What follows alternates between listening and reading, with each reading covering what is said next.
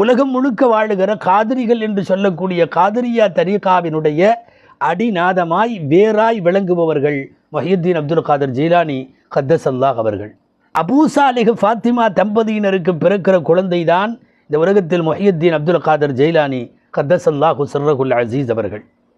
இப்போ காலம் போன கடைசியில் வயசான காலத்தில் தான் அந்த தாய் முஹியுத்தீன் அப்துல் காதர் ஜெயிலானி அவர்களை பெற்றெடுக்கிறார்கள். அன்னஹா வலதத் ஃபி சின்னில் யஸ் கிதாபில் இப்படி வருகிறது, குழந்தை பிறக்க முடியாது என்றுள்ள வயதில் அந்த தாய் குழந்தையை பெற்றெடுக்கிறாள். இப்படியும் கூட கிதாபுகளிலே வந்திருக்கிறது. உங்களுக்கு நம்புவதற்கு சிரமமாக இருக்கலாம். கிதாபிலே உள்ளதை சொல்லுகிறேன். அன்னஹா ஹமலத் ஃபி சித்தீன மின் உமுரிஹா. முஹியுத்தீன் அப்துல் காதர் ஜெயிலானி கத்தஸல்லாஹுடைய தாய் முஹியுத்தீன் அப்துல் காதர் ஜெயிலானி அவர்களை கர்ப்பம் தரிக்கிற போது வயசு 60.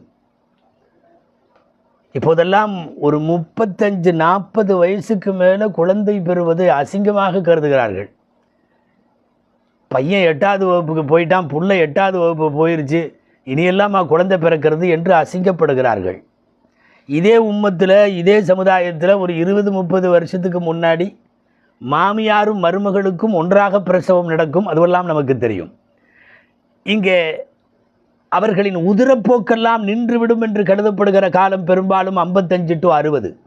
ஆனால் குறைஷி பெண்களுக்கு மாத்திரம் இது சாத்தியம். அவர்களுக்கு அவ்வளவு சீக்கிரமாக உதிரப்போக்கு முடிவடையாது.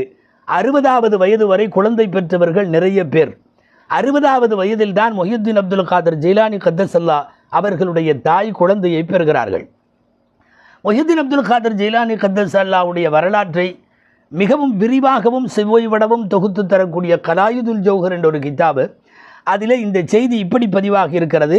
ஒதாலிக்க மஅரூஃபும் மினல் குரைஷியாத், குறைஷி பெண்கள் நிறைய பேருக்கு 60 வயசில் குழந்தை பிறப்பது என்பது சர்வசாதாரணமாய் நடந்திருக்கிறது. அன்னகுன்ன யஹ்மில்ன ஃபீ ஹாதிஹி ஸின், அவர்கள் இந்த 60 வயதில் குறைஷி பெண்கள் குழந்தையை பெற்றுக்கொள்வார்கள். அந்த மாதிரி முஹியுத்தீன் அப்துல் காதர் ஜெயிலானி கத்தஸல்லாஹு சிர்ரஹுல் அஸீஸ் அவர்களுடைய தாய் உம்முல் ஹைர் ஃபாத்திமா அவர்கள் 60வது வயதில் பெற்றெடுக்கிறார்கள். எனவே தாய்க்கும் கடைசி குழந்தை, அந்த தந்தைக்கும் ஏறத்தாழ கடைசி காலத்தில் பிறக்கிற குழந்தை. இதற்கு முன்னால் ஒரு குழந்தை, ஒரு சகோதரர் பிறந்தார். அவருக்கு அப்துல்லா என்று பெயர்.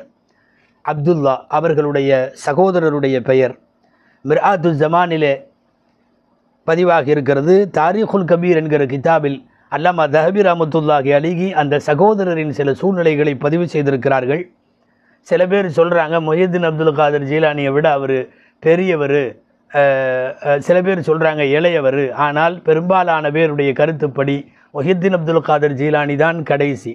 அதற்கு முன்னாலே பிறந்தவர்கள் அப்துல்லா அவர்கள் சாலிகான மனிதராக இருந்தார். ஜீலான் என்கிற அவர்களுடைய சொந்த கிராமத்திலேயே வாழ்ந்தார். அப்துல்லாஹில் ஜீலானி அவர் பேர், அப்துல் காதர் ஜீலானி அவர்களுடைய சகோதரரின் பெயர்.